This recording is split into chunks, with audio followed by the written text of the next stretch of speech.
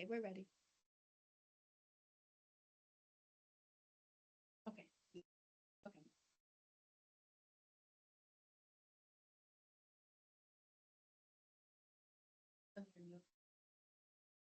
Can you hear me all right? I'm all right.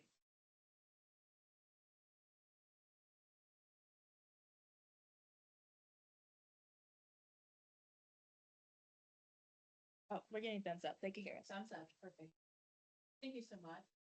My name is Libby Crawford. I'm the director of business at Indot. And of course, our rules here, our report, so we can capture the public. Also, we have a court report, and it's gonna us to capture it. So if you decide, if you would just say your name, spell your name first. Put your yeah, if you're online on Teams, we are going to take comments in the chat as well, but we're not going to receive questions this morning. If you have questions, write them down. I'm going to take questions from all three feedback sessions, today Northern, this afternoon Central, and then Wednesday Southern and C.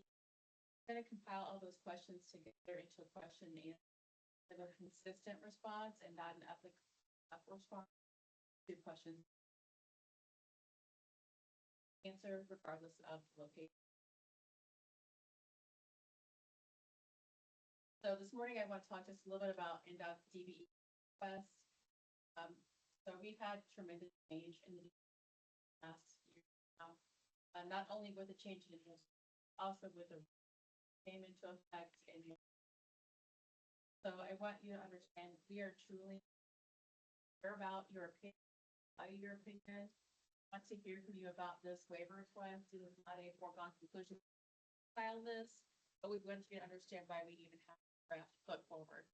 So please give us your feedback. We will be looking at all of the feedback. Next slide, please. So what's the purpose of the feedback, or excuse me, the waiver? We're seeking a waiver from the federal requirements for race and gender conscious measures as a part of our program. This is allowed in the Code of Federal Regulations in Part 26. And the goal here really is to create a sustainable DBE program that's based solely on the economic disadvantage criteria laid out in the Code of Regulations. Next slide, please. So what's our current status? Is the DBE program going away? No, the DBE program is not going away. As it stands today with our certification and our compliance efforts, program remains the same as it's been since the rule changes happened last year. And so even if we put the waiver request in, it must be accepted and approved by the US DOT to be granted. So as it stands right now, the program remains as it is.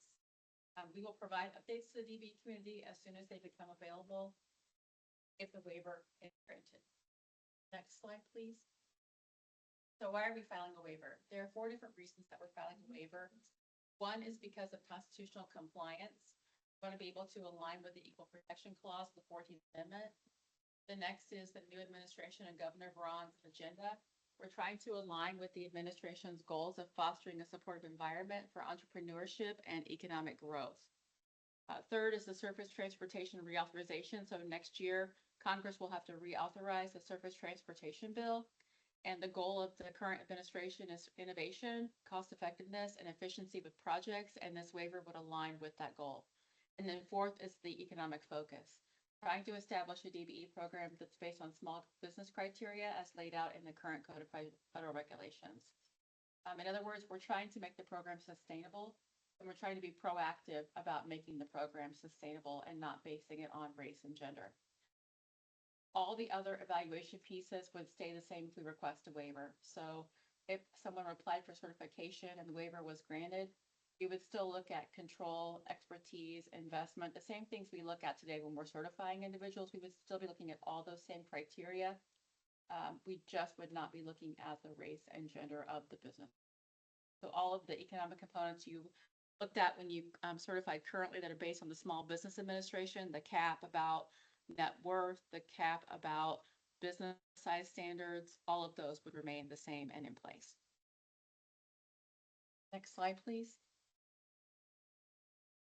So what are the adjustments we would make if the waiver was approved? For certification, new DBE applicants would have to meet the economically disadvantaged criteria of small businesses that are currently set up under the SBA guidelines. Now, after the new rule took place in last May, those are adjusted for inflation annually, but they're adjusted in very small components. So the caps change based on inflation. Previously, they were just stagnant. This is very important for our existing DBE community. As part of the waiver request, what we're asking is that existing DBEs will remain in the program. They would just affirm their eligibility based on this scheduled declaration of eligibility. So all of the currently certified DBEs already met the economic threshold when they were first certified. We would assume they would continue to meet that threshold moving forward, and we would just verify that as part of the annual declaration of eligibility exercise. For goal setting, no contract-specific DBE goals would be set based on race, ethnicity, or gender. It would be based on economic disadvantage. And so what we would propose is that our goal would remain 9.94% for construction projects through September of 2028. So NDOT is in the process of its current disparity study submission. It will be submitted this week to the USDOT, and the new goal is the 9.94%. And so we would ask for that goal to be remaining in place for 3 years. Good faith efforts will remain for all of those 3 years as well. So, at the time of letting currently, if there's a DBE goal on a contract, we look to see if the goal is met. If it is not met, then we go through a good faith efforts exercise to see what did the prime contractor do to obtain DBE participation. That same exercise would be in place for contracts before letting. Supportive services, we would continue supportive services free of charge. I'm going to have Zola talk a little bit more about the supportive services that we're providing and will provide throughout the course of the next year. Thanks, Libby. So last winter, we did a DBE town hall virtually and in person, which allowed us to get some really good insights from the DBE community. So some things that we heard from that town hall is that the DBE community would like more opportunities to network with the primes. And so to help with that, we're going to be offering our DBE forum this year again. If you may remember, we did this about 2 years ago, so we're happy to bring that back now. There is also a need for more bidding education, so we will be working on providing a DBE academy. This will allow our certified DBEs to take additional classes in the industry, and we will focus on bidding education as well. And then we also heard that access to capital was a challenge. So we are going to bring back our pre-qual reimbursement pilot program. We had a pilot program last year, so we're going to bring that again this year. In addition to the pre-qual reimbursement program, we will also be offering a hauler reimbursement program. So with that pre-qual reimbursement, that would be a $5,000 reimbursement. And with the hauling, that would be a $2,500 reimbursement. And then we are also looking and exploring the opportunities to have a DBE advisory committee. And so if eligible or if allowed, we'd like to have the opportunity to really have more one-on-one conversations with the DBE community, and they can influence our programming. Now, that's me. Go to the next slide. So in conclusion, the DBE waiver request allows NDOT to operate an economically focused DBE program. It allows us to have a goal of enhancing contract access without relying on race or gender.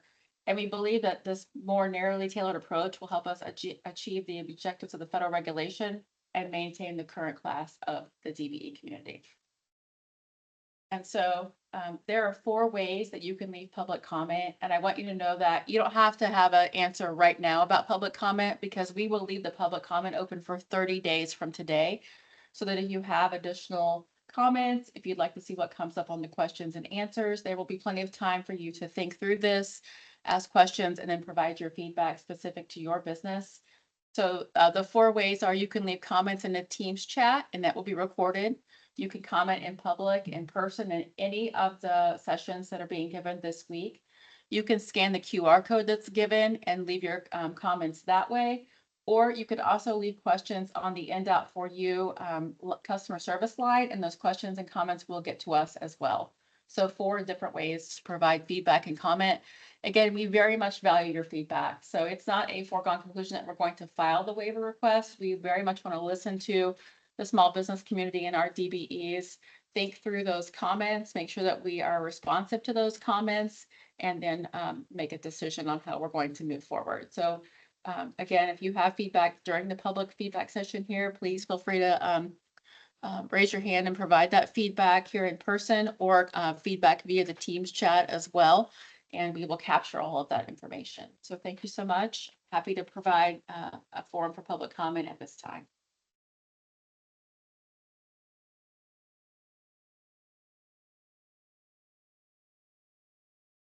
Anybody in the public audience want to give public comment at this time?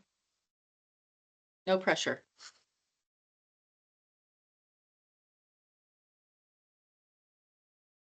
I think if that's it, then let's leave the Teams chat open for just a few minutes so that way we can capture comments. Mr. Lee? Yes. Are we able to ask questions or is it just comments? So you can ask questions. If I can answer it, I will. If not, we'll take the question down and then try to bring it back through a question and answer that's posted online.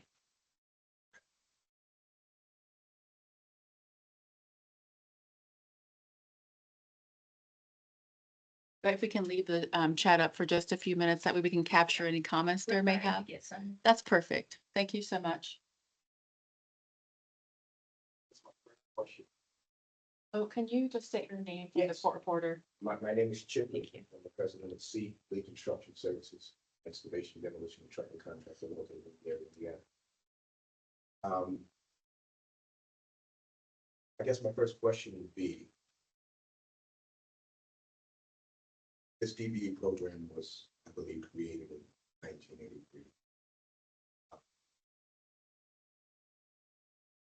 And when it was created, basically it was created for people that were not of any other persuasion but being African American. That moved through 42 years, basically, bipartisanship, right? And over that time, there were adjustments made. There were some additions added to it, which basically allowed anyone that was not basically a white male, right? So then this program is moving along.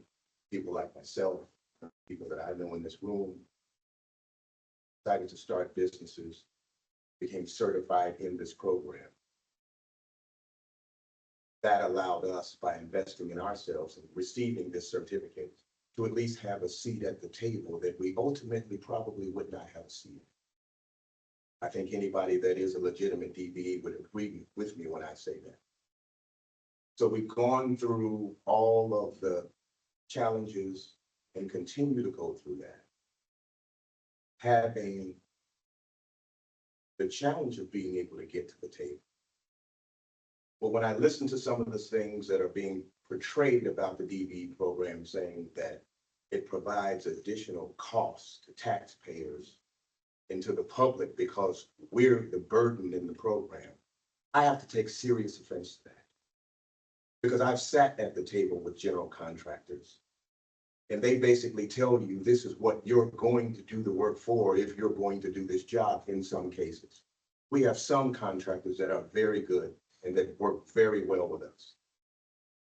But you also have the ones that find a way to not meet the goal and still get the job, right? So we don't have the ability to cause a problem where we put excess dollars into a job because ultimately a general contractor does not have to hire us. I get quote requests all the time from contractors in Jeffersonville and Evansville and Indianapolis and the lower part of the state because they know that we probably won't come down there. As I have counterparts in the lower part of the state that get requests from contractors up in the northern part of the state because in some areas it's a game. In some areas you have contractors that really do buy into what this program is about. And we're able to establish relationship and provide a commercial useful function and grow a business and provide resources for families to be able to exist and put kids through college and buy homes and take vacations and all of those things. We're not a business that's directly locked into everything that we do is related to the DBE component, because I think it's a tragedy to do that. But this is a very big part of what we do. And I just believe that if this happens and you take this gender and ethnicity quality off the table, I think it's been a challenge to control and monitor this program now. But I don't think you have the ability to monitor and control this thing if you, because basically, how will you? How will you be able to accurately see through all of the manipulation that will take place in order for the system to do what it's done for years? Just find a way for those who have to have more. And the ones who find themselves at a disadvantage find ourselves more at a disadvantage.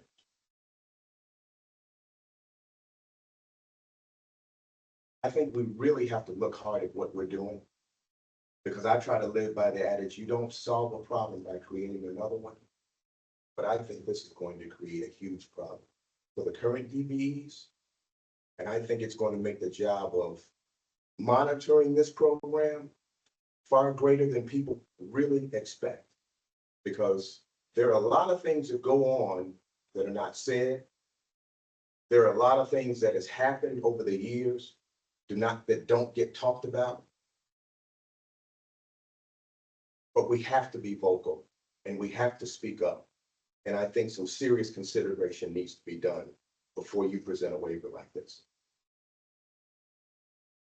We've seen a change in our industry right now. And this hasn't even happened yet. We're seeing things change in the industry. We're seeing relationships that had kind of been pushed to the side, reestablished for the gain of being able to achieve certain agendas, right? So nobody asked us to do this. We made a choice to do it. We made a choice to do it based on things that were put in place. And we've done what we need to do to adhere to the requirements to be able to go out and perform. Now, I know the other side of this, you have a lot of people that have gone out and got a certificate and they feel that that's their means to an end, right? And we take offense to that, because the people that are really doing this for the right reason, they put their lives into their businesses, they sacrifice, and they give every day for the people that entrust us to provide a way for them to make a living. And right now, we've got people that are sitting at home because the narrative has already started to change, because people are already assuming that this is going to happen. And rightly so, when we look at what's going on, you know what? I don't know with what I'm saying whether we'll have any change whatsoever, but it has to be said, because somebody has to speak up and say, what is the real reason that we're doing this? This program has existed for 42 years. It's been a benefit, and people have been able to have opportunity to do things that they ultimately probably wouldn't be able to do. And to change that now, I think would be a tragedy. Thank you so much for your feedback, Mr. Lee. Questions in the chat? We're just going to record them. Okay. Any other public comment then? There's no other public comment in the room, so we're going to go ahead and in the Teams meeting. And then, like I said previously, we will address questions that are in the chat as part of our overall look at the 3 sessions and providing a question and answer session on our website. Okay. Thank you so much.